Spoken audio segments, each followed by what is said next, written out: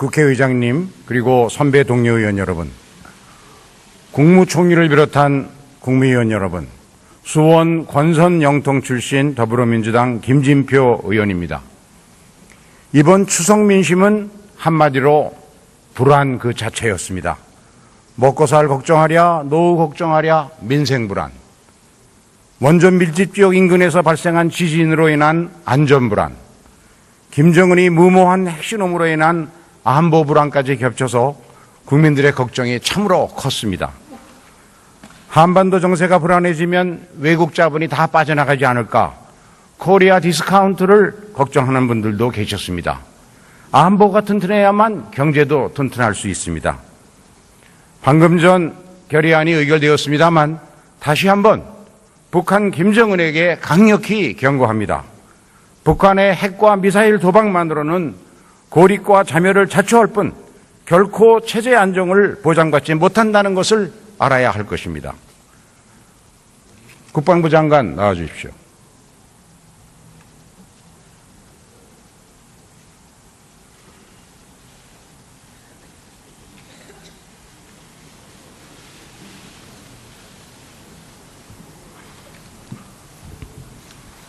북한은 김정일 집권 17년 5개월 동안 2차례 핵실험을 했습니다만 김정은 집권 4년 9개월 동안에 3차례 핵실험을 단행하고 핵실험 주기도 3년에서 8개월로 단축되었습니다. 특히 이번에는 지난 4차례하고는 달리 핵탄두의 표준화, 규격화를 언급했습니다. 북한은 노동, 무수단, SLBM 미사일 등 3종 세트를 실전 배치해 놓고 있습니다. 북한이 이들 미사일에 핵탄두를 탑재할 기술력 가지고 있습니까? 경량화, 소형화, 다종화 기술 어느 정도 수준이라고 생각하십니까? 이미 여러 차례 말씀을 올렸습니다마는 북한의 핵탄두 소형화 기술은 상당한 수준에 이르렀을 것으로 추정 평가하고 있습니다. 다만 이 소형화된 핵탄두를 만들어서 실제 미사일에 탑재할 수 있는 능력을 확보했는가에 대해서는 추가적으로 확인이 필요한 상황입니다. 그러면 실전 배치할 수 있다는 단계까지 왔다는 이야기지요? 그 실전 배치할 수 있는 단계라는 표현보다는 북한이 그동안에 5차례에 걸친 핵실험을 통해서 그들 표현대로 하면 여러 종류의 그 핵실험을 했고 소형화 달성했다고 하기 때문에 우리가 그것이 현실화될 가능성을 높게 보고 대비할 시점이다 이렇게 보고 있습니다. 네, 수고하셨습니다. 들어가 주십시오. 총리 나와 주십시오.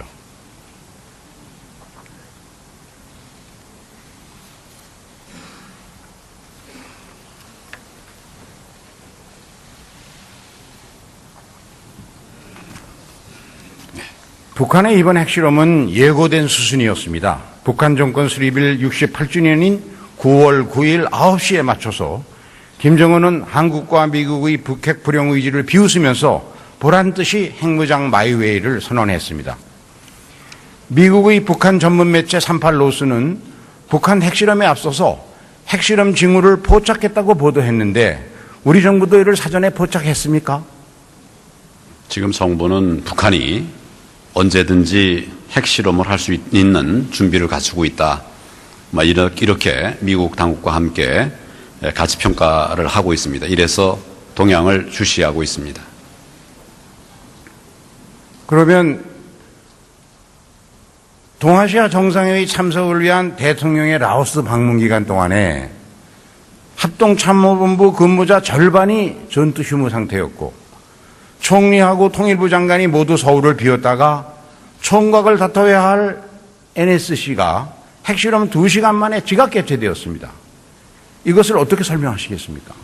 기본적으로 말씀드린 것처럼 한미 그리고 우방국들과 함께 정보를 공유하면서 대처를 하고 있습니다. 하고 있고 말씀하신 북한의 핵 도발 직후부터 저를 비롯해서 정부가 움직였고 대응을 했고 그리고 그런 것들을 모아서 NSC를 회의를 했고 그리고 종합적인 또 발표를 드렸고 이렇게 조치를 해왔습니다. 국민들은 지금 정부의 말을 믿지 못하고 있습니다. 1년에 40조 원에 달하는 국방 예산을 쓰면서 기상청으로부터 핵실험 사실을 통보받는 군과 정보기관을 믿을 수 있겠느냐라고 반문하고 계십니다. 우리 정부의 정보무능 사례 이번뿐만이 아닙니다.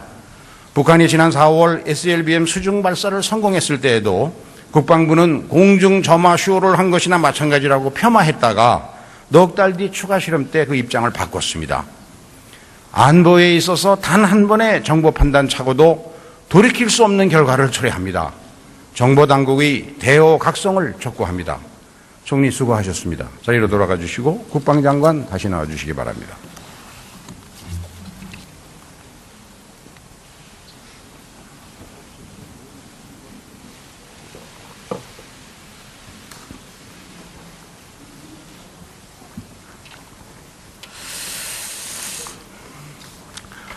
이번에 사드 배치와 관련해서 몇 가지 확인하겠습니다. 잠깐 어젯밤 JTBC 보도 알고 계시죠? 예. 지난 7월 7일 NSC 상임위원회에서 사드 배치를 결정할 때 국방장관이 그 자리에 없었다는 사실이 밝혀졌습니다. 정부 조직법상 군정과 군령, 군사에 관한 사무를 관장하는 최고 책임자로서 사드 배치와 같이 안보에 관한 중요한 결정이 이루어질 때는 당연히 직접 참석하셔서 의견을 개진해야 되는 것 아닙니까? 왜 참석하지 않으셨죠? 그날 국방위가 있었기 때문에 저는 국방위에 참석하고 차관이 NSC에 참석했습니다. 그건 결국 청와대 국가안보실에서 미리 다 결정해 놓고 국방부하고 외교부는 요식행위 들러리만 설 것이기 때문에 차관을 대신 보냈다. 이렇게밖에 이해 안 되네요. 국가의 생존과 국민의 안위와 관련된 아주 중요한 회의에 주무장관이 빠졌다. 그것도 모자라서 회의 참석도 하지 않고 외교장관을 보았다는 국방장관. 오전에 열렸는데 오후에 회의에 참석했다고 대답하는 외교장관.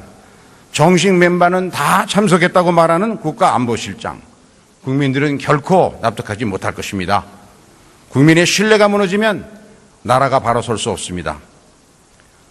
저는 기회 있을 때마다 3단계 사드 배치론을 주장해 왔습니다.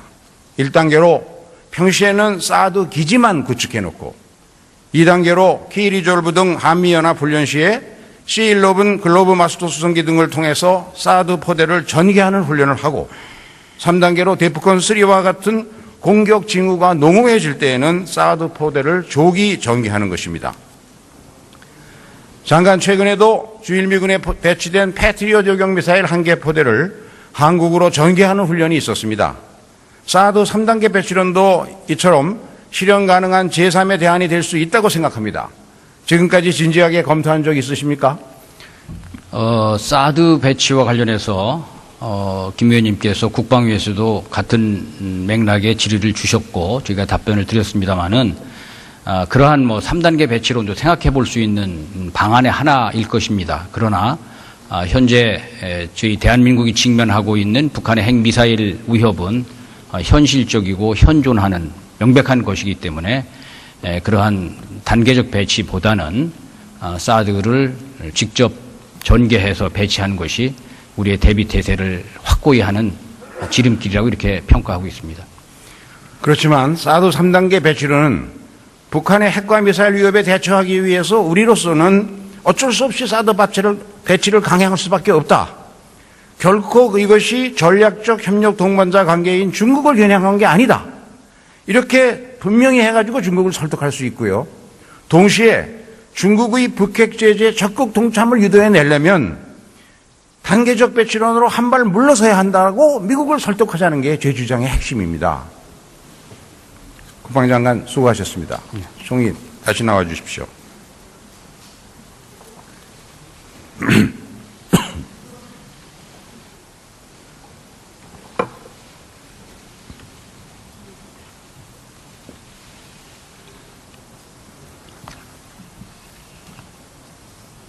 북한의 핵 위협이 새로운 국면에 접어들고 있습니다. 지금까지 하는 대응 방법을 완전히 새로 바꿔야 합니다. 북한은 핵미사일을 물속에서도 쏘고 고속도로 터널에 숨었다가 나와서 쏠 수 있다는 점을 실증했습니다. 북한의 표현대로 표준화 규격화된 핵탄두 실험은 한반도 전략 지형에서 새로운 게임 체인저의 등장을 의미합니다. 이제는 책상 위에 올려놓을 수 있는 모든 대안을 올려놓고 검토해야 합니다. 총리, 방어 위주로 짜인 작전 계획과 무기 체계, 좀 더 공세적이고 적극적 개념으로 전환할 필요가 있다는 전문가들의 지적에 대해서 동의하십니까? 북한에 증대되는 핵 위협에 대해서 적극적으로 대응해야 한다는 그런 의견들도 있습니다.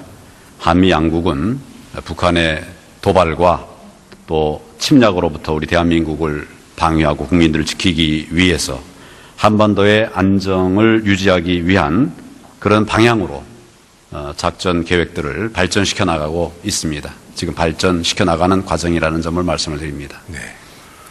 최근 핫 이슈가 되고 있는 독자 핵무기 개발론, 이것은 NPT 탈퇴로 인한 국제사회로부터 받는 경제 제재, 원전 의존도가 30%에 달하는 에너지 수급 현실에서 한미 원자력 협정 폐기에 따라서 겪게 될 상시적인 블랙아웃, 일본과 대만의 핵무장을 야기하는 핵도미노 등의 이유로 사실상 불가능한 얘기 아닙니까? 지금 그런 얘기가 나올 정도까지 된 이런 점에 대해서는 충분히 이해를 합니다. 다만 핵무기 없는 세상의 비전, 이것이 우리 한반도에서 이루어지고 시작되고 이루어져야 된다. 이런 것이 정부의 입장입니다. 이런 입장은 변함이 없습니다. 따라서 핵 비확산에 대한 국제 의무를 철저하게 준수하면서 원자력의 평화적 이용을 적극 노력하는 이런 기본 스탠스를 유지하고 있습니다.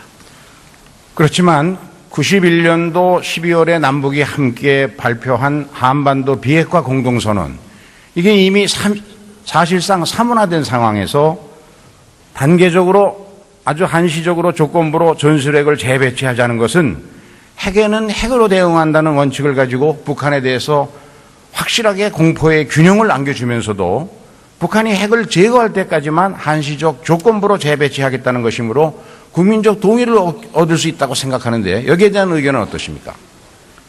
기본적으로 여러 번 말씀드리는 것 같이 한반도의 비핵화, 이것이 기본적인 입장입니다. 우리는 한미 상호 방위 조약에 의해서 핵우산을 함께 하고 있습니다. 최근에 미국도 핵우산을 포함한 확장 억제, 이것을 비롯한 한미 상호 방위 조약에 입각한 모든 조치를 취해 나가겠다고 밝힌 바가 있습니다. 이런 양국 간의 공조를 통해서 대응을 하겠다는 것이 지금 정부의 입장입니다. 물론 전술핵 재배치가 중국과 러시아의 강력한 반발을 부를 것이 뻔하고 또 한반도 비핵화 명분을 상실하는 등 이럴 것도 많습니다. 하지만 이제는 중국과 러시아에 대해서 북핵 제재에 동참하는 신용만 하고 실효적 조치를 취하지 않으면 우리로서도 전술핵을 재배치할 수밖에 없다는 메시지를 보다 분명하게 전달해야 되는 것 아니겠습니까? 미국을 향해서도 북핵 능력은 나날이 증가하는데 한미동맹의 방어력이만 현상 유지시킬 수 있느냐? 전술핵 재배치가 필요하다. 이렇게 요구해야 한다고 생각합니다. 만약에 미국이 응하지 않는다면 사드는 북핵에 대해서 제한적 방어력밖에 없지 않느냐? 그렇다면 최소한도 우리의 비대칭 전력을 극대화하기 위해서 보다 강력한 미국의 협조가 필요하다. 이것을 응해달라라고 요청해야 되는 것 아닙니까? 미국과 충분한 협의들을 해 나가면서 우리 안보를 지키기 위한 구체적인 방안들을 마련을 해 나가도록 하고 있습니다. 최근 북핵 위험 상황을 핵사용 위협, 핵사용 임박, 핵사용으로 나누어 대응하는 3단계 맞춤형 억제 전략을 한미안보협의 SCM에서 다음 달에 구체화할 것이다. 이런 언론 보도가 있었는데 사실입니까? 제가 알기로는 그것이 의제로 확정되지 않은 것으로 알고 있습니다. 지금 이대로는 우리의 안위를 장담하기 어렵습니다. 전술핵 재배치가 안 된다면 차차선의 대안을 찾아야 합니다. 첫째로 2020년 이후에야 전략화하기로 예정된 킬체인 KAMD 완성 시점을 최대한 앞당기고 그리고 이를 보강하기 위해서 북한이 두려워하는 벙커버스터를 탑재한 B-1B, B-2 전략 폭격기, 핵추진 잠수함 등을 한반도에 전진 배치하는 대응 전략을 한미 군 통수권자가 공동으로 선언하는 일이 시급하다고 생각하는데 여기에 대해서는 어떻게 생각하십니까? 한미 공동 대응에 만전을 기하도록 최선을 다하겠습니다. 유엔 역사상 비군사적 조치로는 가장 강력하고 실효적인 제재가 이루어졌다고 하는 기간이 금년 상반기였습니다. 그런데 그 기간 동안 북한과 중국의 교역은 지난해보다 2.1%나 증가했고 북한의 핵개발 물자를 제공한 중국 기업도 있었습니다. 지난 북한의 4차 핵실험 때 안보리 결의 2270호를 통해서 북한이 추가 핵실험을 하면 자동적으로 추가적인 중대한 조치를 취하도록 한 이른바 트리거 조항이 포함되어 있었습니다. 총리, 이번 5차 핵실험 뒤 현재 논의되고 있는 대북 제재는 어떤 것이 있습니까?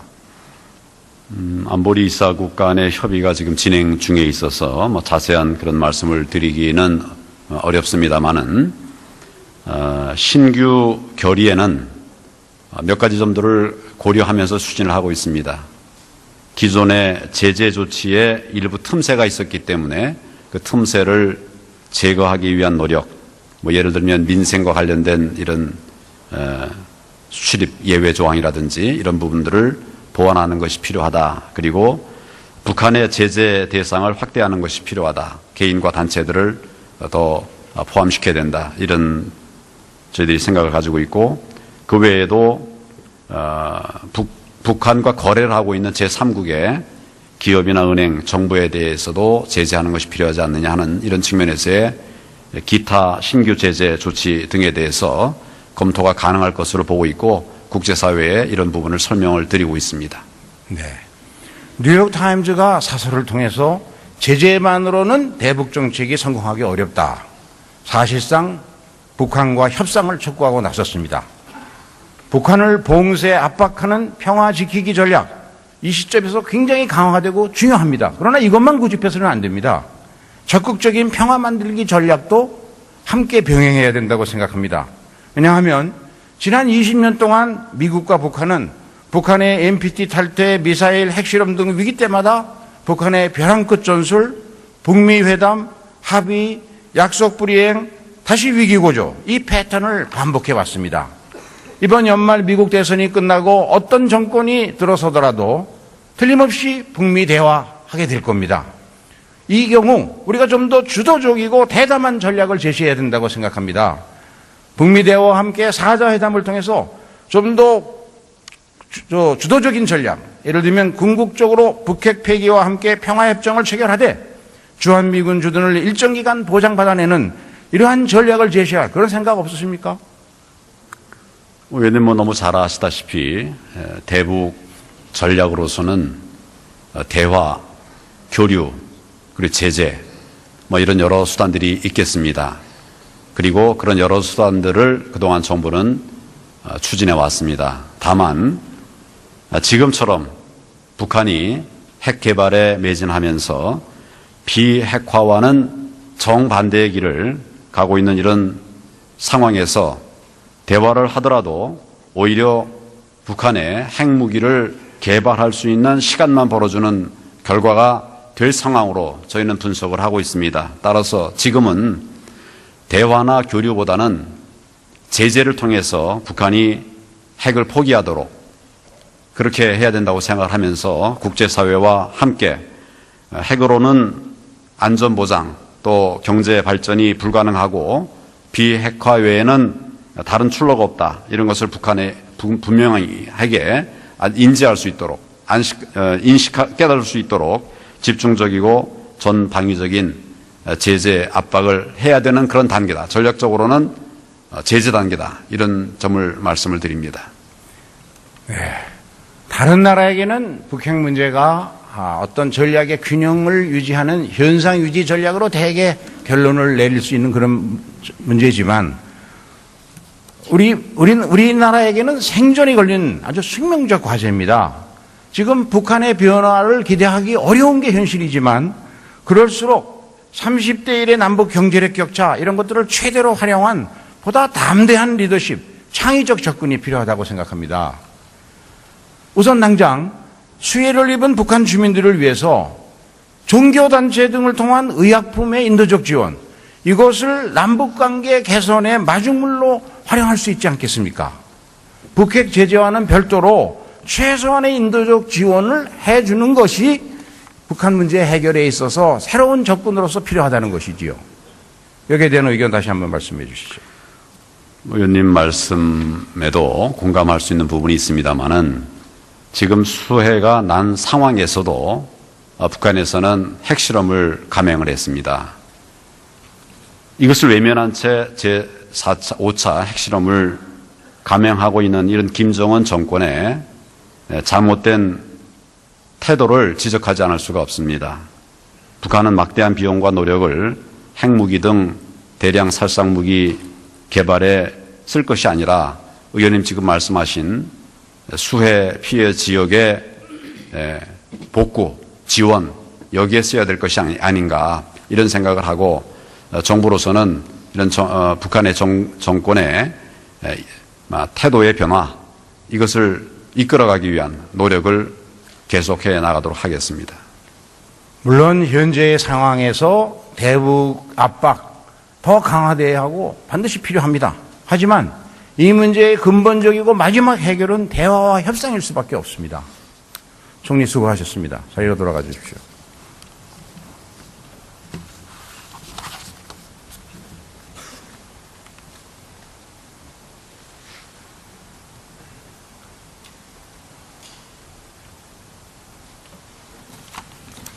튼튼한 안보는 군사력만으로 이루어지는 것이 아닙니다. 외교, 정보, 군사, 경제 등 다임의 요소를 적절히 활용해야 합니다. 이명박 정부 때 2차례, 박근혜 정부 때 2차례, 북한 핵실험 5번 중 4번이 보수 정권 8년 동안에 이루어졌습니다. 말 폭탄만 쏟아내는 안보 무능 정부라는 비판이 많습니다. 안보는 말로만 되는 것이 아닙니다. 대표적인 것이 국방 예산입니다. 참여정부 국방 예산은 연평균 8.4%의 증가율을 보였습니다. 그러나 MB정부부터 현 정부에 이르기까지 연평균 5% 안팎 증가에 그치고 있습니다. 2016년 오늘의 대한민국은 지금까지와는 완전히 다른 안보 환경에 처해 있습니다. 연말 미국 대선 변수도 많습니다. 이럴 때일수록 정신 바짝 차려야 합니다. 안보에는 여야도 보수와 진보도 따로 있을 수 없습니다. 북핵 위협에 대한 실질적이고 효과적인 대책을 마련하기 위해서 백지 상태에서 머리를 맞대고 함께 고민해야 할 때라고 생각합니다. 경청해 주셔서 감사합니다.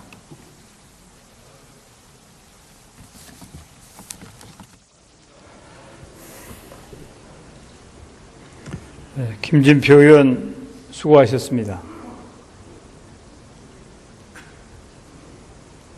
다음은 경북 김천 출신의 새누리당 이철우 의원 나오셔서 질문해 주시기 바랍니다.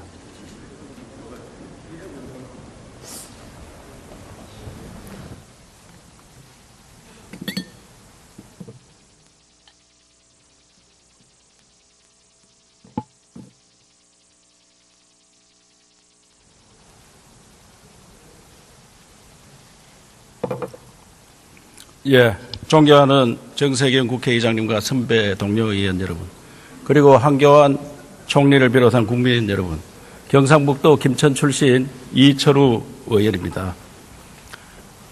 김진표 의원님 질문 내용을 보니까 제가 좀 안심이 됩니다. 그래서 민주당에서도 그런 내용을 당론으로 좀 채택해 주기를 당부드리겠습니다. 북한이 5차 핵실험을 했습니다. 인도와 파키스탄은 핵실험 2번 하고 핵 보유국을 인정받았습니다.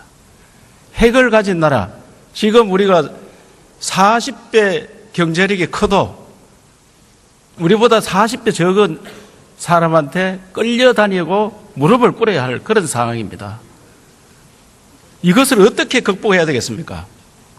그래서 군사적 억제력이 무너진 북한과 전쟁을 한다면 아무런 의미가 없습니다. 우리 스스로가 지킬 수 없는 나라가 되었다, 이런 이야기입니다. 북한의 1차 핵실험 10년간 우리는 협상 제재 정책을 반복해 왔습니다. 이스라엘은 81년과 2007년 이라크와 시리아의 핵시설을 폭격을 했습니다. 너무나 달랐습니다. 그 결과는 어떻게 나타났습니까? 지금이라도 우리 스스로의 단호한 의지를 바탕으로 현상에 강력하게 대응하는 것만이 위기를 이겨내는 역사를 만드는 길입니다. 북한의 핵무장 시도를 자극시키기 위해서라면 전술 핵 배치, 자체 핵 개발, 북한 핵시설 선제 타격, 김정은 정권 붕괴 등 가능한 어떤 수단도 배제하지 않고 검토해야 된다고 생각합니다. 국제사회의 제재가 두려워서 또 중국과 마찰을 이룰 것이 두려워서 이런저런 핑계를 대며 또다시 머뭇거려서는 안 됩니다. 이참에 북한 핵개발 문제를 완전히 영구적으로 해결해야 된다고 생각합니다. 그러나 핵무장은 고사하고 최소한의 방어막인 사드 배치조차 제대로 못하는 취약해진 대한민국 안보의 민낯을 드러내고 있어서 매우 안타깝습니다. 공자는 신뢰가 없으면 아무것도 할 수 없다며 무신분립이라 했는데 국방부는 사드 배치 추진 과정에서 여러 문제를 노출하며 이 엄중한 시기에 국민 신뢰를 잃어버린 것이 안타깝습니다. 그래서 저는 지난 9월 10일 일본 교토에 있는 교과 미사키 사드 레이더 기지를 직접 가서 보고 그 주민들과 만나 국내에서 논란이 되고 있는 다양한 내용들을 확인하고 왔습니다. 그분들은 처음에는 걱정했지만 지금은 아무런 문제가 없다고 대답했습니다. 그럼에도 우리 일각에서는 사드를 배치하면 마치 지역 주민들이 큰 피해를 볼 것처럼 선동하는가 하면 대안 없이 한반도 사드 배치를 반대하며 갈등을 조장하고 있어 매우 안타깝습니다. 오늘 이 자리에서는 북핵 위기 속에서 국가와 국민의 안위를 지키기 위해 우리 정부가 어떠한 조치를 취할 것인지 또 위기에 대응하기 위한 국민의 단합된 힘을 어떻게 이끌어낼 것인지에 대해 묻겠습니다. 또한 사드 배치와 관련한 국민의 불신을 해소하고 나라를 지킬 수 있도록 저 자신부터 솔선수범의 의지를 다시 한번 밝히고 국가 지도자들의 동참을 촉구하고자 합니다. 국방부 장관 나오십시오.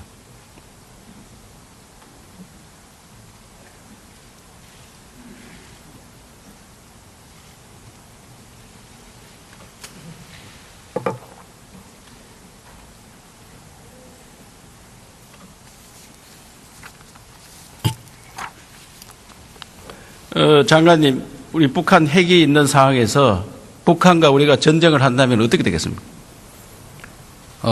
북한 핵은 한미 동맹의 맞춤형 억제 전략으로 억제를 하는 것이고, 비핵전에서의 이 상황은 우리 한미 동맹이 이미 여러 차례 연습에서 우리가 확인하고 있듯이 북한을 경멸할 수 있다, 이렇게 답변드립니다. 만약에 핵으로 북한이 미국을 공격한다면 미국과 북한이 협상을 한다. 그러면 우리는 중간에서 어떤 입장이 되겠습니까? 북한이 미국을 공격한다는 그런 상황을 우리가 쉽게 생각할 수 있는지 모르겠습니다만은 그런 생각을 북한이 한다면 그것은 그 순간 북한이 지구상에서 없어지는 날이 될 거라고 저는 생각합니다. 그것은 지구상에 없어지는 건 두 번째 문제고 우리부터 걱정을 해야 되지 않겠습니까? 우리나라는 어떻게 되냐? 우리 국민은 어떻게 되느냐? 만약에 북한이 없어진다면 우리 피해는 어떻게 되겠습니까? 북한의 핵과 관련해서 한미 동맹이 우리의 가용 능력과 미국의 해구산을 포함한 재래식 정밀 타격 능력, 미사일 방어 능력 등 모든 범주의 군사적 능력을 통해서 핵을 억제한다는 그러한 개념과 그런 계획을 발전시키고 있기 때문에 그러한 개념과 계획 하에서 대응이 가능할 것입니다. 제가 모두에서 북한 핵에 대해서 우리도 핵 개발을 한다든지 전술핵이라든지 선제 공격이라든지 북한 전개 붕괴라든지 이런 것들을 해야 된다고 주장을 했는데 그거 하나 쉽지 않지 않습니까? 그래서 북한 핵이 당장 우리가 막을 수 있는 방어막이 뭐라고 생각합니까?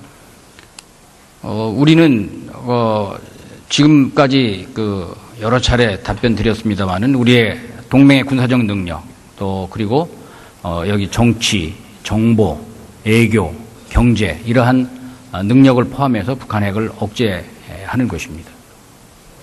아니 억제를 하는데 우리한테 당장 필요한 방어막은 사드 배치라고 국방부에서 지금 주장을 하고 있지 않습니까? 제가 답변 드린 것 가운데 이제 미사일 방어 능력이라고 한 그런 표현 속에 우리 한국군이 가지고 있는 능력, 또 지금 논의되고 있는 사드를 포함한 미군이 제공하는 능력, 이런 방어 능력이 1차적으로 적의 미사일을 방어할 것입니다.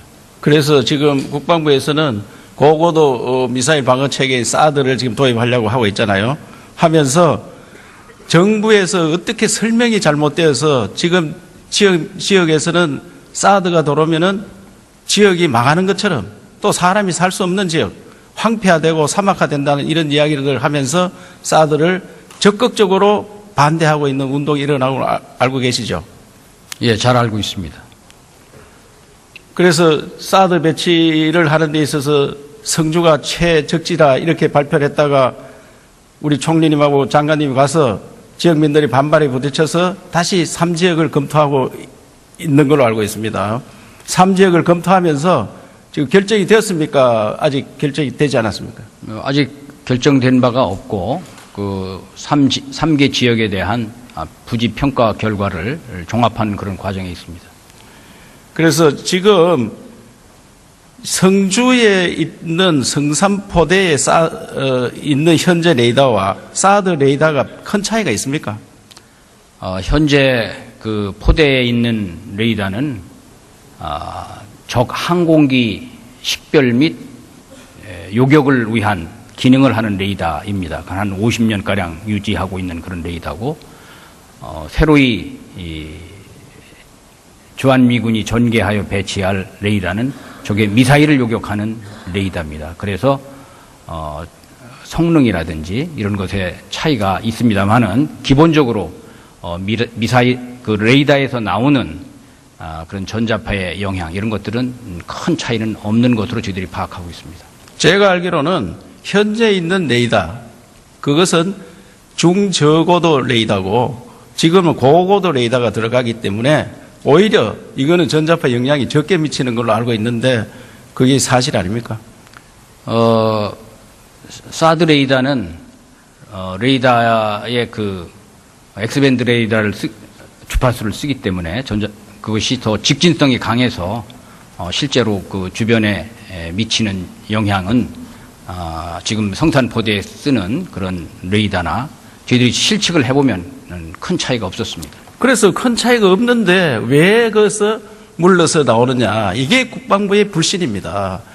그래서 제3후보지를 정하면은 같은 성주 땅이지만 지금 유력하게 검토된 롯데 CC에 오면은 그 사실상은 김천 담벼락에 오기 때문에 김천 지역을 레이더가 비춘다. 이래서 지금 김천 지역에서 반발이 심하게 일어나고 있는데 그분들 얘기를 들어보면은 혁신도시가 지금 들어와 있는데 7km 떨어져가 있습니다. 롯데시티에서.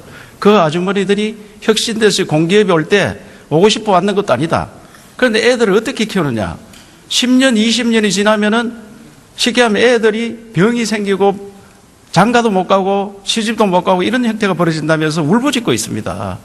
또한 바로 이웃이 있는 그 순수한 농민들도 이 레이더가 오면은 모든 과일도 사드 과일이 되고 또 사막화되고 사람이 살 수 없다. 이런 공포심에 떨고 있습니다.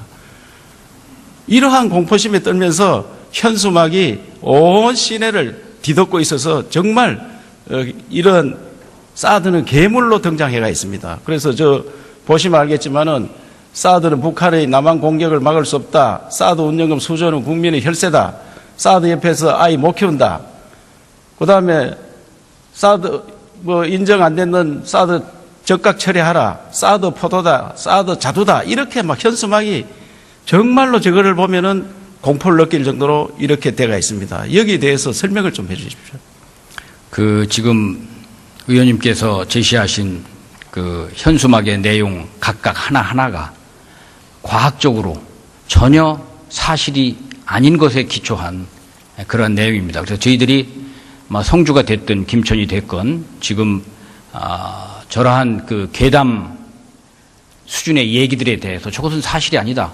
우리와 얼마든지 저것을 우리가 설명할 수 있다. 우리하고 좀 대화를 해서 설명하자. 들으십시오. 이런 노력들을 전개하고 있고 사실은 제가 성주에서 3번에 걸쳐서 그 주민들과 대화를 했는데 마지막 대화할 때는 전자파에 대해서 전혀 언급하신 분이 없었습니다. 전자파의 피해에 대해서는 전혀 우리가 걱정할 상황이 아니라는 것을 분명히 말씀드립니다. 그것은 전자파 언급이 아니고 전자파에 대해서 불안감을 갖고 있지만 또 장관님한테 물으면 똑같은 이야기를 하니까 물을 필요가 없어서 안 한 겁니다. 그래서 분들은. 그래서 이분들이 정말 안심하고 살 수 있다 하는 느낌을 받았을 때 우리가 사드를 배치해야 되는데 저는 매우 안타까워서 이번에 9월 10일 날 일본에 그 교토부에 있는 사드 배치 지역을 가봤습니다. 동경에서 가니까 한 5시간 걸리더라고요. 그래서 일본서도 굉장히 걱정을 했었다. 그런데 사드 배치하기 전에 한 8개월을 거쳐서 주민 설득을 하고 난 다음에 작년 말에 2014년 말에 배치가 되고 난 다음에 계속 전자파 검사를 해보니까 아무런 영향이 없었다. 그래서 이웃 동네도 그대로 잘 살고 있고 또 그 앞에 일본은 우리하고 달리 바닷가에 배치가 되어 있기 때문에 앞에 나가서 고기도 잡고 있고 또 바로 옆에 1km, 2km 안에 해수욕장이 있는데 사람들이 만원이었습니다. 그분들한테 물어보니까 레이더 걱정 없느냐 하니 레이더 전혀 걱정 없다 이렇게 이야기를 했었습니다. 그래서 제가 이런 이야기들을 인근에 사는 그 동네 주민 또 이장, 노인회장 이런 분들한테 설명을 드리면은 전자파가 아무런 피해가 없다. 일본에 가보니까 이렇더라. 그래 믿어주십시오. 국방정책을. 그렇게 이야기하면 그러면 성산포대에 그대로 하지 왜 피해가 없는데 오느냐. 여기서 답변이 막히고 있습니다. 어떻게 생각하십니까? 그래서 사드 전자파에 대해서는 지금 의원님 말씀하신 것처럼 우리나라에 처음 오는 것도 아니고 전 세계 7군데 동종의 레이더가 설치되어 있습니다. 그 근처에 뭐 어느 곳은 아주 고지대에 있고 바닷가에 있고 뭐 이렇게 있습니다만은 의원님 얘기하신 것처럼 뭐 주변에 다 사람들이 살고 있고 구암 같은 경우는 아주 큰 해수욕장이 있어서 전혀 문제가 없습니다.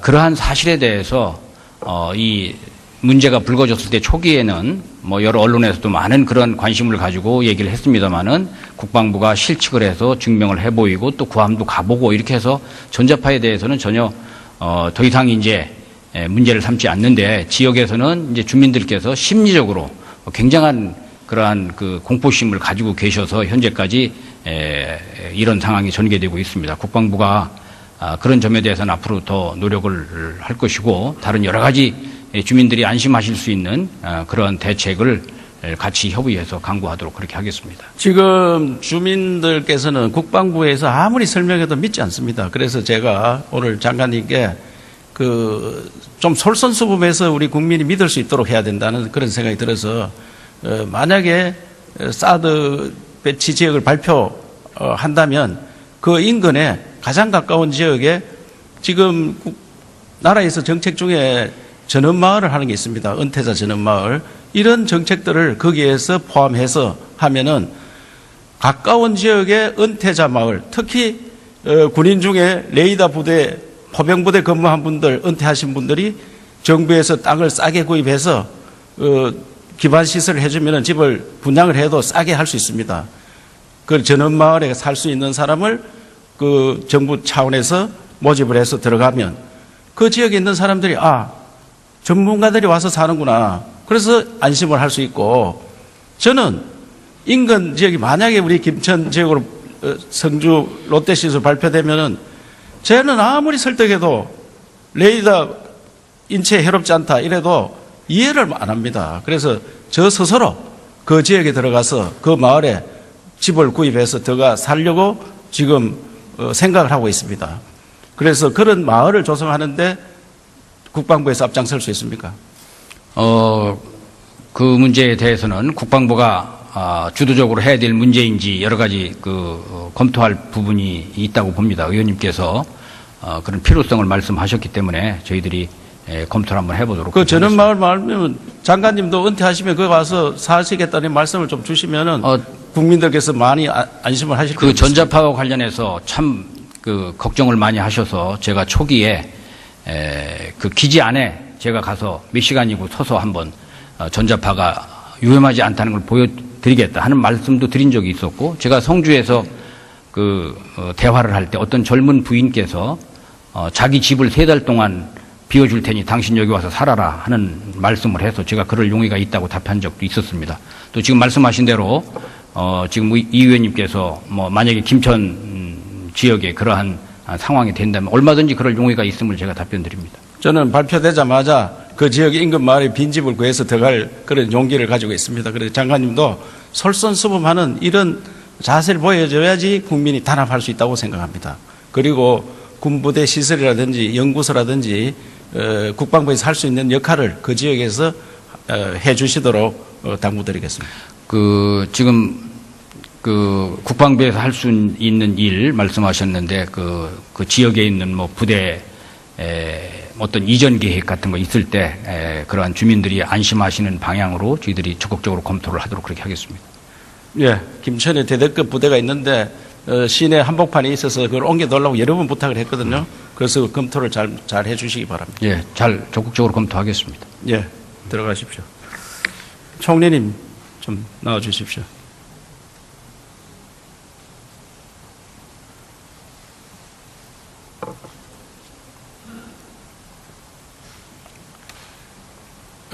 세계에서 핵 보유국은 5개 나라, 미국, 러시아, 영국, 프랑스, 중국 이렇게 되어 있습니다. 인도, 파키스탄, 이스라엘은 핵 보유 인정 국가로 되어 있습니다. 묵인하고 있는 거죠. 그런데 2000년대에 들어서 핵실험을 한 나라는 북한이 유일합니다. 그것도 5번이나 했습니다.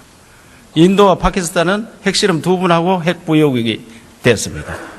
여기에 대해서 우리가 대안을 가지고 있다면 핵을 보유한 인정한 국가가 되기 전에 무슨 조치를 해야 되는데 총리님께서는 어떻게 생각하십니까? 기본적으로 핵 포기, 핵으로부터 비핵화 이 부분은 한반도에서부터 시작이 돼야 된다. 정부의 입장은 그런 입장입니다. 북한에서 이런 우리 정부의 평화 정책을 명백하게 위반하면서 핵 도발을 하고 있는데 이런 부분에 관해서는 우리가 한반도 비핵화의 기본 원칙 하에서 한미 등 국제사회와 공동으로 북한의 핵 도발에 대해서 대응하는 이런 전략적인 그런 대응을 해나가도록 그렇게 해오고 있습니다. 그동안 국제사회가 인접국이 핵무기를 개발하면 어떻게 대응했는지 3가지로 나타나 있더라고요. 핵 개발에 나서거나 핵 개발 시설을 공격 파괴하거나 그다음에 방어 체계를 도입하는 겁니다. 소련이 핵무기를 보유하자 중국도 바로 핵무기를 개발했습니다. 인도가 핵무장을 하자 파키스탄도 핵 개발을 했습니다. 이스라엘은 이라크와 시리아의 핵시설을 폭발했습니다. 지금 UAE와 카타르는 사드 도입을 추진하고 있습니다. 그래서 우리도 2006년도 처음 개발 실험했을 때 또 94년도 NPT 탈퇴할 때 그때 초기 대응을 하지 않은 그런 매우 아쉬움이 있습니다. 그래서 지금이라도 당장 핵 개발에 나서기는 어려울 수 있으니까 전술 핵 정도 배치하는 것은 정부에서 적극적으로 나서야 된다고 생각합니다. 어떻게 생각하십니까? 여러 번 말씀을 드렸습니다마는 북한의 그 증대되는 핵 위협에 직면해서 우리가 핵 무장도 해야 되지 않느냐, 전술핵 재배치해야 되지 않느냐 이런 여러 가지 의견들이 나오는 상황은 충분히 이해가 됩니다. 그렇지만 우리는 국제사회와 함께 비핵화의 세계를 만들어가야 된다 이런 전략하에서 한반도의 비핵화 입장을 가지고 있고 이런 입장은 지금도 변함이 없습니다. 정부는 핵 비확산에 대한 국제 의무를 철저히 준수하면서 국제사회와 함께 북한의 핵 도발, 핵의 고도화 정책에 대해서 단호한 제재 조치를 이루어 나갈 수 있도록 최선을 다하겠습니다. 총리님께 지금 말씀하신 것은 공식적인 입장이고 비공식적 입장을 국가를 지키는 연구를 해 주시기 바랍니다. 지금 사드 관련해서 국방부에서 나서서 지금은 적극적으로 설명도 하고 있습니다만은 국방부 혼자의 힘으로는 해결이 어렵다고 생각합니다. 그래서 국민 갈등을 치유할 수 있도록 총리님 주재로 그 다른 대안을 마련해서 지역민들이 정말 불안하지 않게 해서 사드를 배치할 수 있는 그런 대안을 마련해야 된다고 생각합니다. 사드 배치 문제와 관련해서는 국방부만 아니고 사실은 지금 단계에서는 전 부처에서 같이 참여하고 있습니다. 의원님 말씀하신 점도 유념해서 보다 더 실효성 있는 조치들을 만들어갈 수 있도록 노력하겠습니다. 대테러 센터를 총리실 산하에 두었습니다. 그래서 다른 나라에 없는 총리실 산하에 두었는데 문제점은 없습니까? 기본적으로 의원님 다른 나라에 없다는 것은 대테러 센터가 없다는 것이 아니라 대테러 센터가 총리실에 있는 이런 나라가 없다 이런 말씀으로 그렇죠. 제가 이해를 합니다. 여러 가지 어려운 그 여건 속에서 대테러 센터가 만들어졌고 그 과정에서 우리 총리실로 왔습니다마는 관계 기관들과 충분한 협의를 통해서 이것이 어디에 있든 그 실효성을 발휘할 수 있는 그런 실질적인 기구가 될 수 있도록 하는 노력을 해 나가도록 하겠습니다. 국민의 오해가 없는 한도 내에서 그 효율성을 높이는 그런 체제로 만들어 주시길 의원님 말씀에 당부드리겠습니다. 전적으로 동감하고 노력하겠습니다. 사이버 테러는 계속 진행되고 있습니다. 매우 중요한 겁니다. 그래서 이 방어 체계를 만들고 법도 지금 국회에서 발의가 되어 있습니다만은 법 만들기 이전이라도 정부에서 모든 수단을 강구해서 사이버 테러에 대비해야 된다고 생각하거든요. 그에 대한 관계기관 회의라든지 이런 주체적인 노력을 해 주시기를 당부드리겠습니다. 예, 노력하겠습니다. 필요한 과제라고 생각합니다. 예, 감사드립니다.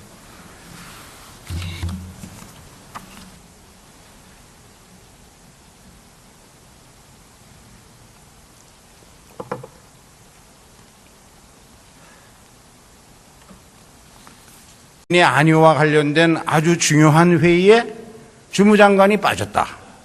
그것도 모자라서 회의 참석도 하지 않고 외교장관을 봤다는 국방장관. 오전에 열렸는데 오후에 회의에 참석했다고 대답하는 외교장관. 정식 멤버는 다 참석했다고 말하는 국가안보실장. 국민들은 결코 납득하지 못할 것입니다. 국민의 신뢰가 무너지면 나라가 바로 설 수 없습니다. 저는 기회 있을 때마다 3단계 사드 배치론을 주장해 왔습니다. 1단계로 평시에는 사드 기지만 구축해놓고 2단계로 K-리졸브 등 한미연합 훈련 시에 C-11 글로브 마스터 수송기 등을 통해서 사드 포대를 전개하는 훈련을 하고 3단계로 데프콘 3와 같은 공격 징후가 농후해질 때에는 사드 포대를 조기 전개하는 것입니다. 잠깐 최근에도 주일미군에 배치된 패트리엇 요격 미사일 1개 포대를 한국으로 전개하는 훈련이 있었습니다. 사드 3단계 배치론도 이처럼 실현 가능한 제3의 대안이 될 수 있다고 생각합니다. 지금까지 진지하게 검토한 적 있으십니까? 사드 배치와 관련해서 김 의원님께서 국방위에서도 같은 맥락의 질의를 주셨고 저희가 답변을 드렸습니다마는 그러한 3단계 배치론도 생각해 볼 수 있는 방안의 하나일 것입니다. 그러나 현재 저희 대한민국이 직면하고 있는 북한의 핵미사일 위협은 현실적이고 현존하는 명백한 것이기 때문에 그러한 단계적 배치보다는 사드를 직접 전개해서 배치하는 것이 우리의 대비 태세를 확고히 하는 지름길이라고 이렇게 평가하고 있습니다. 그렇지만 사드 3단계 배치론은 북한의 핵과 미사일 위협에 대처하기 위해서 우리로서는 어쩔 수 없이 사드 배치를 강행할 수밖에 없다. 결코 이것이 전략적 협력 동반자 관계인 중국을 겨냥한 게 아니다. 이렇게 분명히 해가지고 중국을 설득할 수 있고요. 동시에 중국의 북핵 제재에 적극 동참을 유도해내려면 단계적 배치 이 소형화된 핵탄두를 만들어서 실제 미사일에 탑재할 수 있는 능력을 확보했는가에 대해서는 추가적으로 확인이 필요한 상황입니다. 그러면 실전 배치할 수 있다는 단계까지 왔다는 이야기지요? 그 실전 배치할 수 있는 단계라는 표현보다는 북한이 그동안에 5차례에 걸친 핵실험을 통해서 그들 표현대로 하면 여러 종류의 그 핵실험을 했고 소형화 달성했다고 하기 때문에 우리가 그것이 현실화될 가능성을 높게 보고 대비할 시점이다 이렇게 보고 있습니다. 네, 수고하셨습니다. 들어가 주십시오. 총리 나와 주십시오.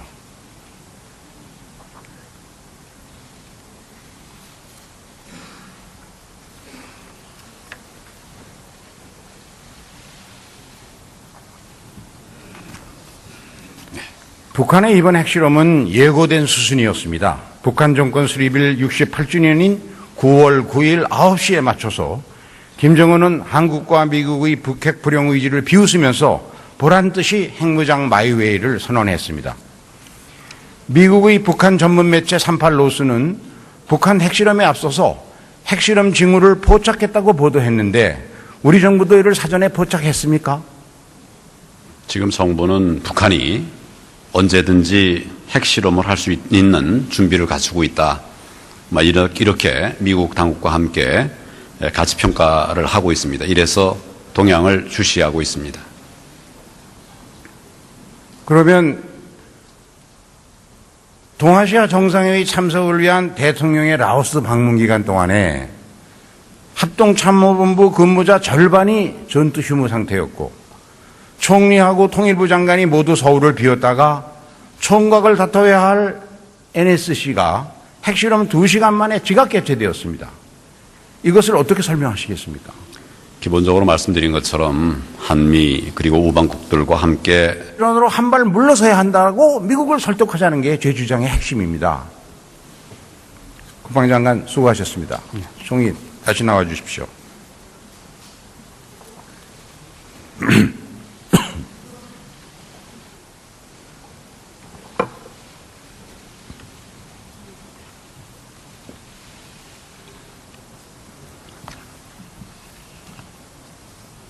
북한의 핵 위협이 새로운 국면에 접어들고 있습니다. 지금까지 하는 대응 방법을 완전히 새로 바꿔야 합니다. 북한은 핵미사일을 물속에서도 쏘고 고속도로 터널에 숨었다가 나와서 쏠 수 있다는 점을 실증했습니다.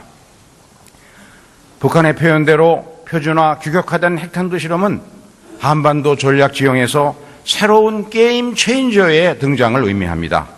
이제는 책상 위에 올려놓을 수 있는 모든 대안을 올려놓고 검토해야 합니다. 총리, 방어 위주로 짜인 작전 계획과 무기 체계, 좀 더 공세적이고 적극적 개념으로 전환할 필요가 있다는 전문가들의 지적에 대해서 동의하십니까? 북한에 증대되는 핵 위협에 대해서 적극적으로 대응해야 한다는 그런 의견들도 있습니다. 한미 양국은 북한의 도발과 또 침략으로부터 우리 대한민국을 방위하고 국민들을 지키기 위해서 한반도의 안정을 유지하기 위한 그런 방향으로 작전 계획들을 발전시켜 나가고 있습니다. 지금 발전시켜 나가는 과정이라는 점을 말씀을 드립니다. 네. 최근 핫 이슈가 되고 있는 독자 핵무기 개발론, 이것은 NPT 탈퇴로 인한 국제사회로부터 받는 경제 제재, 원전 의존도가 30%에 달하는 에너지 수급 현실에서 한미 원자력 협정 폐기에 따라서 겪게 될 상시적인 블랙아웃, 일본과 대만의 핵무장을 야기하는 핵도미노 등의 이유로 사실상 불가능한 얘기 아닙니까? 지금 그런 얘기가 나올 정도까지 된 이런 점에 대해서는 충분히 이해를 합니다. 다만 핵 정보를 공유하면서 대처를 하고 있습니다. 하고 있고 말씀하신 북한의 핵 도발 직후부터 저를 비롯해서 정부가 움직였고 대응을 했고 그리고 그런 것들을 모아서 NSC를 회의를 했고 그리고 종합적인 또 발표를 드렸고 이렇게 조치를 해왔습니다.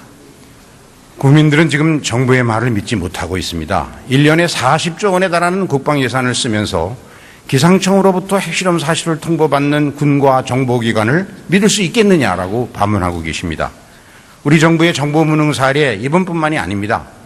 북한이 지난 4월 SLBM 수중 발사를 성공했을 때에도 국방부는 공중 점화 쇼를 한 것이나 마찬가지라고 폄하했다가 넉 달 뒤 추가 실험 때 그 입장을 바꿨습니다. 안보에 있어서 단 한 번의 정보 판단 착오도 돌이킬 수 없는 결과를 초래합니다. 정보당국의 대오각성을 촉구합니다.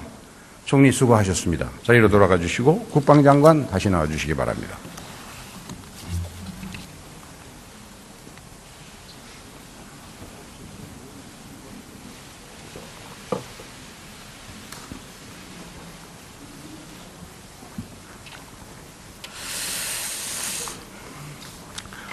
이번에 사우디 배치와 관련해서 몇 가지 확인하겠습니다. 장관, 어젯밤 JTBC 보도 알고 계시죠? 예. 지난 7월 7일 NSC 상임위원회에서 사드 배치를 결정할 때 국방장관이 그 자리에 없었다는 사실이 밝혀졌습니다. 정부 조직법상 군정과 군령, 군사에 관한 사무를 관장하는 최고 책임자로서 사드 배치와 같이 안보에 관한 중요한 결정이 이루어질 때는 당연히 직접 참석하셔서 의견을 개진해야 되는 것 아닙니까? 왜 참석하지 않으셨죠? 그날 국방위가 있었기 때문에 저는 국방위에 참석하고 차관이 NSC에 참석했습니다. 그건 결국 청와대 국가안보실에서 미리 다 결정해 놓고 국방부하고 외교부는 요식행위 들러리만 설 것이기 때문에 차관을 대신 보냈다. 이렇게밖에 이해 안 되네요. 국가의 생존과 국민, 국회의장님, 그리고 선배 동료 의원 여러분, 국무총리를 비롯한 국무위원 여러분, 수원 권선 영통 출신 더불어민주당 김진표 의원입니다. 이번 추석 민심은 한마디로 불안 그 자체였습니다. 먹고 살 걱정하랴, 노후 걱정하랴, 민생 불안. 원전 밀집 지역 인근에서 발생한 지진으로 인한 안전 불안. 김정은이 무모한 핵실험으로 인한 안보 불안까지 겹쳐서 국민들의 걱정이 참으로 컸습니다. 한반도 정세가 불안해지면 외국 자본이 다 빠져나가지 않을까, 코리아 디스카운트를 걱정하는 분들도 계셨습니다. 안보가 튼튼해야만 경제도 튼튼할 수 있습니다. 방금 전 결의안이 의결되었습니다만 다시 한번 북한 김정은에게 강력히 경고합니다. 북한의 핵과 미사일 도박만으로는 고립과 자멸을 자초할 뿐 결코 체제 안정을 보장받지 못한다는 것을 알아야 할 것입니다. 국방부 장관 나와 주십시오.